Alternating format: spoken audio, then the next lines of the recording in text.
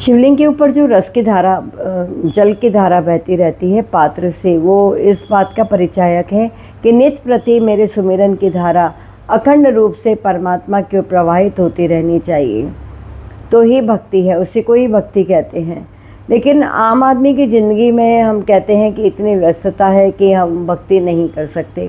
हाँ, हमारी दो प्रकार की वृत्तियाँ होती हैं, एक गौड़ी होती है और एक मुख्य वृत्ति होती है। मुख्य से हम सदा हमें स्थिर रहना चाहिए अपने परमात्मा की ओर, परमात्मा के लिए स्थिर रहना चाहिए, कूटस्थ रहना चाहिए। क्यों? क्योंकि जहाँ पर मेरे ध्यान रहेगा, जहाँ मेरी धारणा है, जिसको मैंने धारण कर रखा है अपने मन में, उसी के अकॉर्डिंग मेरा पूरा जीवन रोटेट करेगा, उसी परिक्रमा पर मेरी दिनचर्या घूमती रहेगी।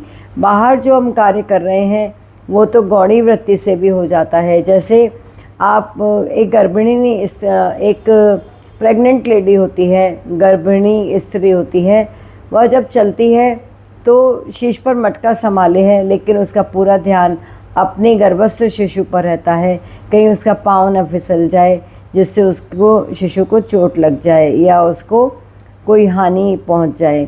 इसी प्रकार से भक्त जब संसार में व्यवहार करता है तो पूर्ण रूप से वह भीतर से सावधान रहता है, जागरूक रहता है, अवेयरनेस में रहता है कि कहीं ऐसा कोई कार्य, ऐसा कोई विचार उससे ना हो जाए जो उसकी भक्ति में बाधक हो।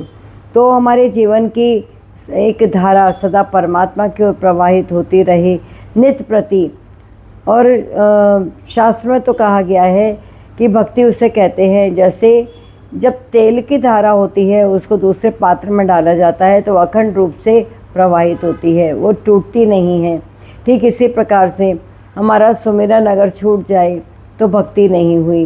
तो भक्ति करने के लिए क्या चाहिए?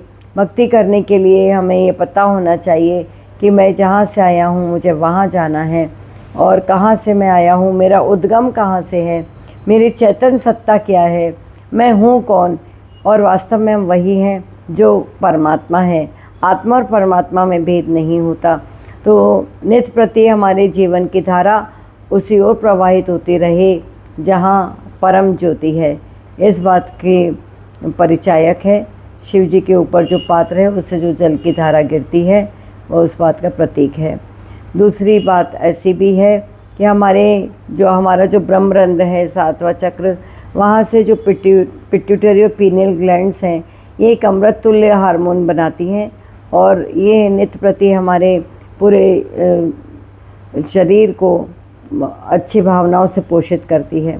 ठीक उसी प्रकार से हमारे अंदर ये पवित्रता और निर्मलता प्रवाहित होती रही।